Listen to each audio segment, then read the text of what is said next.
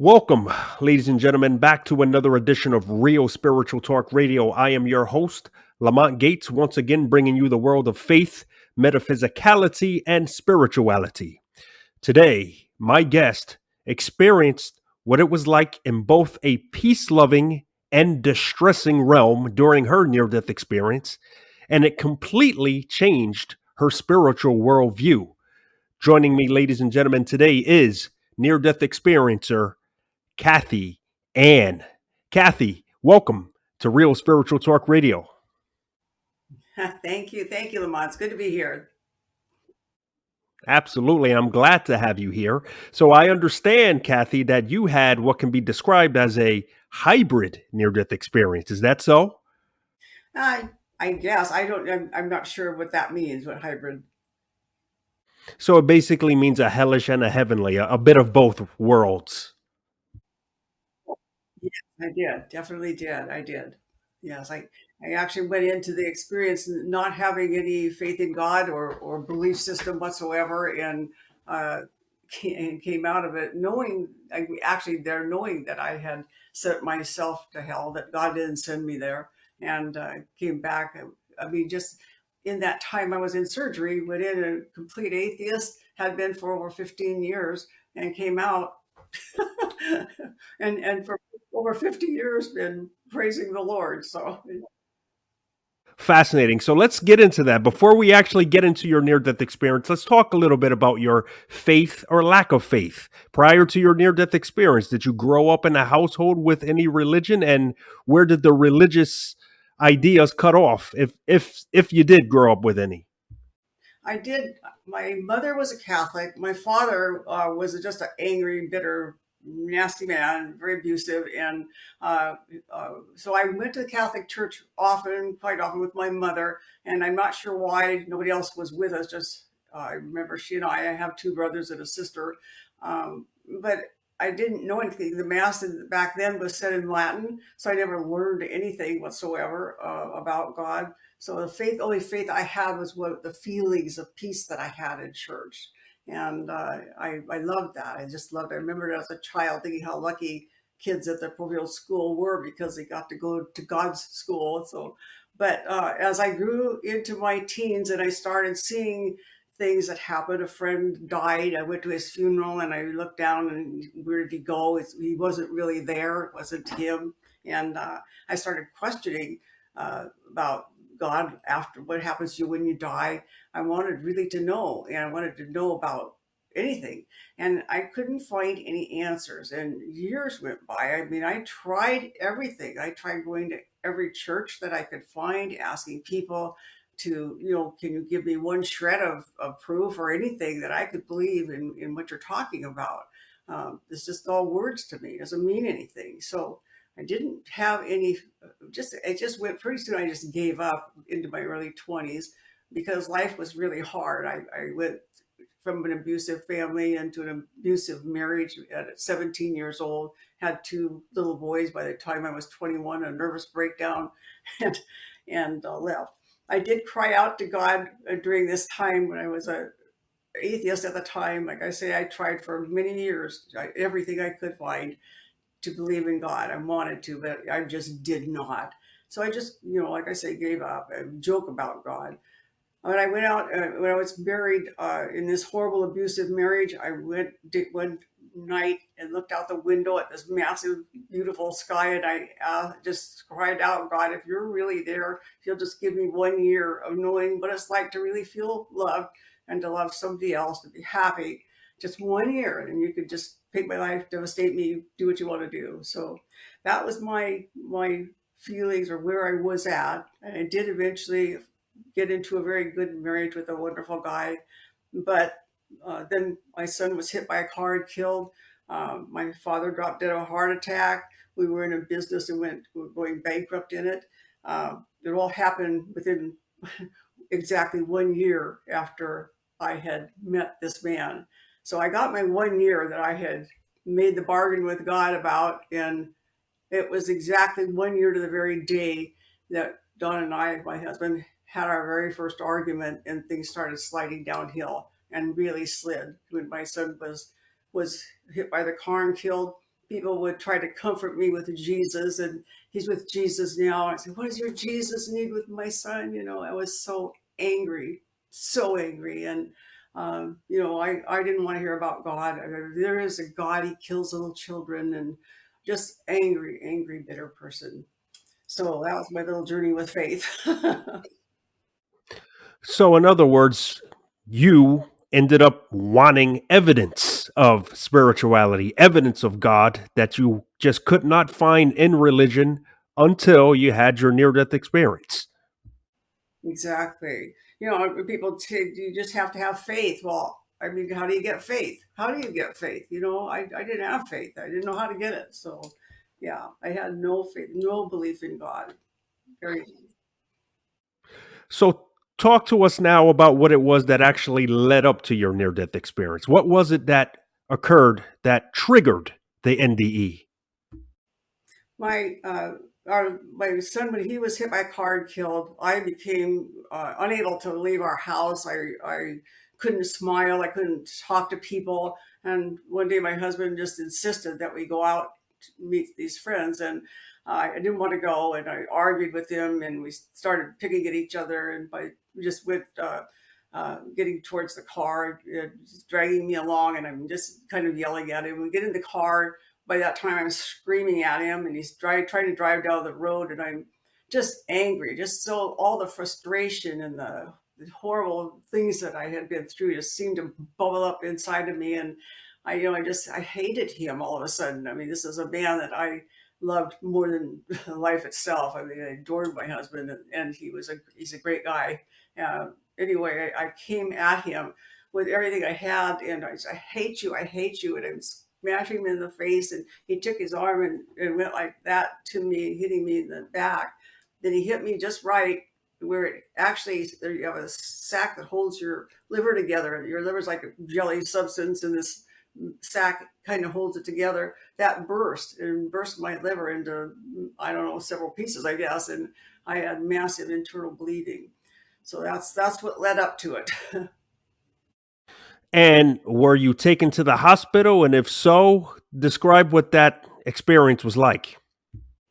Well, we'd had this fight like I was talking about, and after that happened, after he shoved me the other side of the car, and that happened. I said, just take me home, and he did. And he was in splashing water in his face, and I took the keys of the car and just took off, because I always kind of just ran when I was hurt or afraid or whatever. And I was driving, and it was raining, and I felt this terrible pain inside of me, and I thought just something was wrong. I got to get back home. And by the time I got back home, it was halfway, my clothes are all undone. I'm halfway crawling up the driveway, and Don's standing in the door just furious with me. And I crawled past him. I said, something's really bad wrong with me. I don't know what, but I need to get to the hospital. I need to call an ambulance. And he said, oh, if you're really that bad, I'll take you. And so he took me to the hospital. And, we're talking back in the 60s. They didn't have MRIs or CAT scans, any devices to really diagnose, especially that type of an injury. So that's what led up to it. And while you were in the hospital, at some point, you must have blacked out or realized that you were no longer in this earthly reality anymore. Talk to us about that.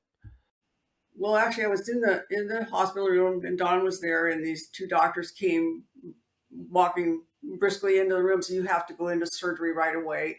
It had something to do with my blood count, or how they could tell that I was. He said, you're bleeding internally, and we have to find out why. And so that's what they. I didn't really have a choice in the matter. It was that they put me on a gurney, and I was taken into this surgery center in there, and they put the mask over my face, and that's when I didn't really go under. I did, but I didn't. So if you didn't go under, you still went somewhere. And that somewhere wasn't here. So describe exactly what it was that you felt during this particular time. When they put the mask over my face, I knew that I should go under, and I could see the doctors and the nurses, and then all of a sudden everything kind of went black, and I was struggling to breathe, and I was trying to pull my hands up to take the mask off my face, but I was strapped down, and I couldn't breathe. I couldn't breathe, and I just started to panic, and it was like horrible, like being drowning, I guess, and just desperately trying to breathe but couldn't. And it was totally dark, totally black. And then I felt myself kind of just coming out the blackness to the other side and into a hallway, and just started moving. And I wasn't fearful. I wasn't afraid. It was just a peaceful feeling. And I saw four, first of all, saw four human beings standing there with very concerned looks on their faces. And I thought, well, why are they looking at me that way? Why are they looking so scared or concerned? And then I went by them, nothing was said, and they had clothes on. They weren't angels or wings or anything, but I have no idea who these people were, whether they were distant relatives or who they were, but I don't know. They were concerned for me. That's all I can say. Then I saw down below me, I saw my husband and my two sons, Chris and Dusty, and my husband, and they were real sad and they were crying because I was dead. And I wanted to tell them, no, I'm fine, I'm okay. And I felt really strongly that they were going to be just fine. So I just continued on past them, and the thought came to me that there is there is no God. And all of a sudden, this horrendous noise, like a freight train, went through my ears, and like a rope being pulled 100 miles an hour through my chest. And it was almost, I think, like God was just pulling out of me all the anger and the hatred and the misery in my life. And I'm not sure, but that's my thought on it. And then when it just stopped, and I knew, I mean, I can't tell you other than to say, if I put my hand up here and say, Lamont, this is my hand, and I know that that's true. It is. Nobody ever could or even possibly tell me my hand's not there. That's how I knew that I knew that I knew God was real. And there was just absolutely no doubt. I know, and to this day, 50 some years later, I'm still as passionate about it, and I understand it just as much as I did that day. And then the same thing happened, this loud noise again, and the pulling through my chest. And the thought came to me, there is no heaven. And the same thing happened. And I saw this brilliance. It was kind of being held back by something, the door or whatever, but this brilliance coming from that door. And I knew that was heaven. And I was going there. And I was excited and happy. And this I don't know, it was this overwhelming feeling of peace, and it was just incredible. Nothing that I could ever try to explain to another human being, but it was just incredible. And I'm going towards this brilliance, and all of a sudden the thought came to me, there is no hell. And the same noise and the same pulling through my chest. And then the bottom dropped out. It's like we're sitting here, the bottom drops out, and you just fall into total darkness. And I felt burning, I felt pain, but I saw no flames. I heard others, maybe in the distance more than close to me.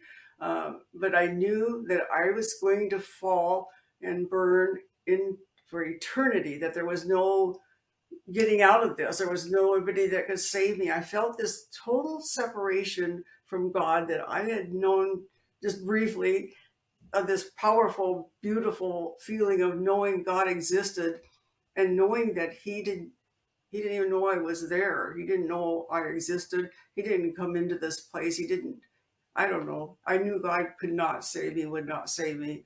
And I knew I had sent myself there. I mean, I had blasphemed God. I tore people apart that believed in God, and joked about God. And I did these terrible things. And anyway, I knew this was for eternity. There was no turning back, and I was screaming, God, please, I believe in you. I know you exist. Please, God, help me, take me from this place. And just screaming, screaming, screaming. And it was horrible. It was horrible. I can't describe it, no more than I could describe the peace of God or the peace of heaven. But it was probably the most horrible thing that ever could happen. And all of a sudden, the screaming out, I felt myself coming back up through there and back into the tunnel, and coming back words in from where I had come. And then just as I was about to come back, I felt the will to live enter back into my body like a actual thing. So I think that my thinking is when you die, that your spirit does leave you. And it was as though that was being placed back into this body. And I heard a voice, just I believe is the voice of God, say to me, bring people to me. And for over 50 years, I have never wavered, not one little bit, in my faith in God and my doing just what He asked me to do. I mean, my friends can tell you, I'm not a goody two shoes. I didn't come from that I didn't come from there. I'm a sports minded person. I like to get out and do things. I have done that my whole life. And but everybody who knows me knows that the most important thing in my life is God. That is a very, very powerful account you just expressed to us there. I have a few questions I'd like to go back and ask you. First and foremost, I know you said when you were entering into this realm, you at one point said that you just knew it was God. You gave the example of putting your hand in front of you and said, without anyone telling you, you know it's your hand. However, was there any kind of communication from there to you? Many people talk about a telepathic communication without words, or was it just all knowing at the particular time? It was just knowing. I mean, there were no words spoken by anybody, not by the four people that were there, or when I was knowing that there was God, I was knowing that there was heaven, and I fell into hell. And no, I didn't hear any verbal voices other than the voice, like I say, that I believe was God saying, "Bring people to me." That was an audible voice that I heard, and that's when I felt the will to live enter back into my body. And at that point when I wanted to live. I mean, I was excited. I'm going to see my husband again. I'm going to see my boys again. And I felt this excitement, which just seconds before did not want to come back, would never have had chosen to come back. Never. I would have left my husband and my kids, and I love them very much. I would have left them behind to stay in the presence of God easily. I mean, there's still nothing better, nothing more. I mean, that's the ultimate. You spoke about witnessing a brilliance. Can you describe what that brilliance is? A lot of people, when they say that they encountered God in a near death experience, they usually describe a bright, bright, immense, and intense light. Was that the brilliance you were looking into? Yes, it was. It was just like looking into the sun almost, but not. It doesn't hurt your eyes like that. It was just that brilliant, though. It was, and like I say, it was being kind of held back by something.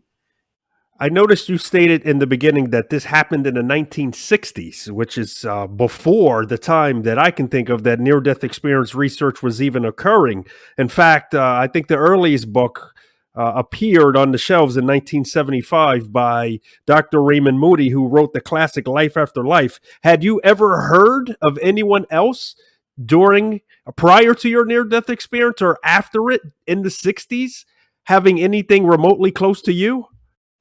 No, absolutely not. Not nothing. And of course, I told everybody. I mean, I because I wanted to fulfill God's command to me.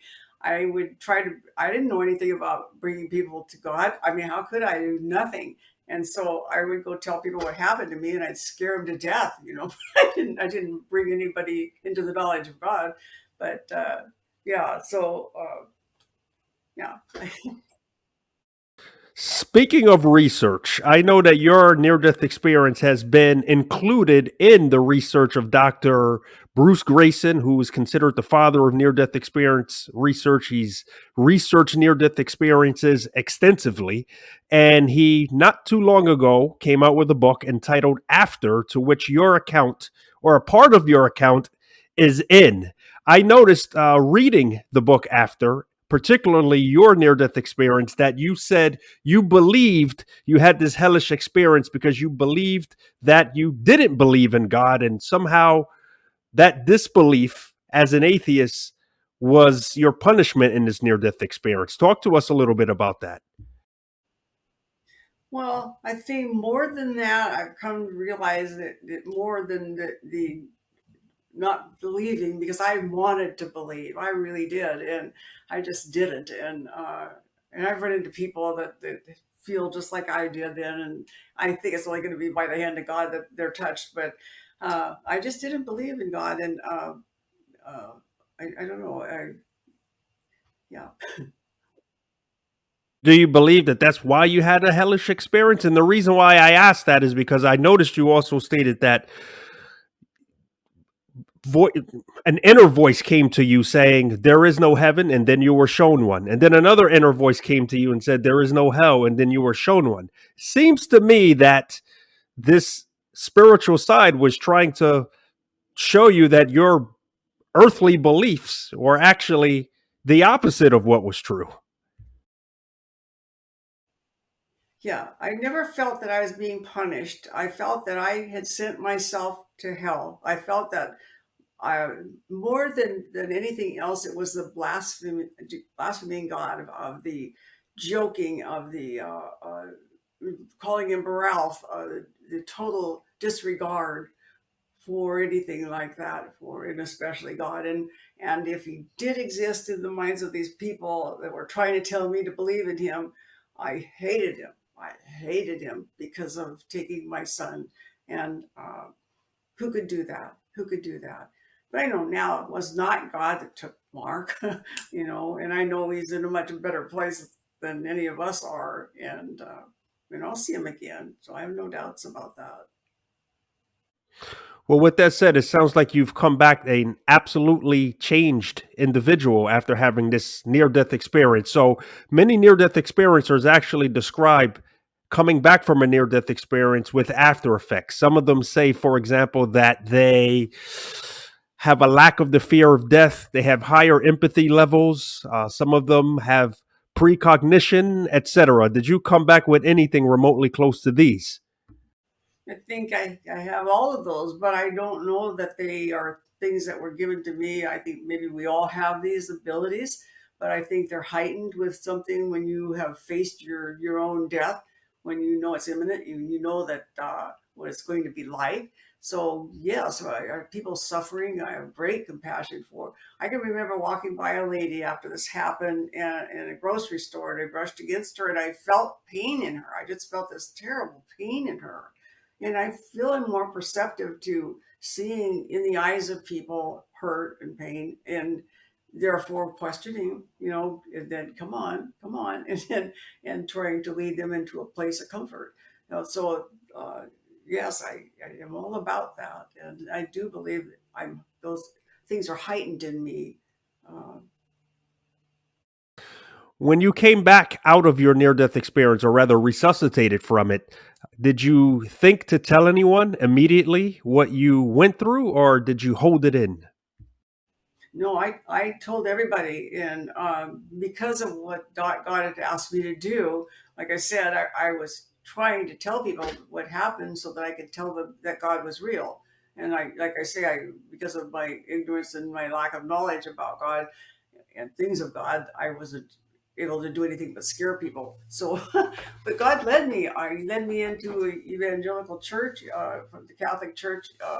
I went back to mass every single day, 7 days a week, and my prayer life was just nonstop. And but then I started going. A friend took me to this church where I started learning about God, learning about Scripture and the Bible, and things really came real. I mean, I could. I don't know about you or other people, but if you've ever read a Bible, it seems like crazy to us. I mean, you can't put it all together, but I would find a sentence in there that really spoke to me, and so I'd underline it. Well, pretty soon my Bible's all marked up with stuff. There's a whole lot of stuff in there that I find really, really great, and it's speaking directly to me. And so, yeah. So it sounds like after your near death experience, you went through maybe the shortest term of seminary any seminarian could go through. And with that said, let's go back to the original religious question, which I think you just answered. Are you back to your Catholic roots? No, I'm not, because I don't want to run down anybody's religion. I don't really like religion as such. I like relationship with Jesus Christ, with God, and I that's what I think it's all about. I think religion has done a lot of harm to people, and I'm not bashing churches. I go to church every Sunday because of the fact that I need that. I need that. That feeding, that input, the just the sound of worshiping with other people. It's so very important, and but no, I definitely went the evangelical route, and and have never wavered from that.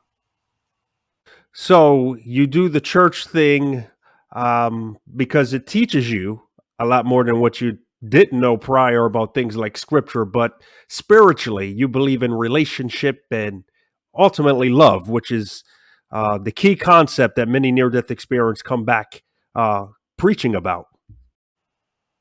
Yes, yes, very much so, and compassion, great compassion for people, and knowing there's something better for them. I don't care what they're suffering. They've got news that they're going to die of cancer. Hallelujah! I mean, let's talk about that. Let's be honest about fear of death.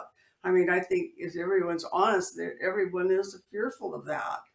Then when you can understand that you're not this fleshly body that we have is not you. You are that spiritual being that will live forever. And I was just having a conversation with a friend of mine on Acts 13, where it talks about uh, the spirit coming from the body and leaving the body, and I it's just like that's really what happens to us. We are not this fleshly body that's going to rot. We are a spirit. We're a spiritual being. Yeah, the absence of the body and the presence with God. So, speaking of books, let's talk about it. I know when you eventually came back from your near death experience, you also decided to heed God's warning by, or God's word rather, by writing a book. Why don't you tell us what the title of this book is, a little bit about the book, and where we can find it? Yeah, I did write a book, but it was a really bad one, so I rewrote it, and it's called "Is It Safe to Die?" And it's available on Amazon. I just finished writing this one after 50 years of walking with the Lord, and having experienced what I did, and knowing what lies ahead for people that are suffering. Maybe they're suffering their own demise. Maybe they're suffering the death of a child, which I went through, and have great compassion for people suffering the loss of a loved one of any kind. I wrote this book for people that are hurting and who need God, and so yeah, it just came out actually it's on Amazon. Just Google book "Is It Safe to Die?" and it pops right up. Well, with that said, very, very fascinating life you've led, especially in light of your near death experience and how it's changed your spiritual worldview, as I stated at the top of the show. Well, Kathy, I want to thank you for coming on Real Spiritual Talk Radio and sharing with us your absolutely fascinating account. Thank you, thank you. It was a pleasure to meet you, Lamont. Absolutely. Ladies and gentlemen, Kathy Ann.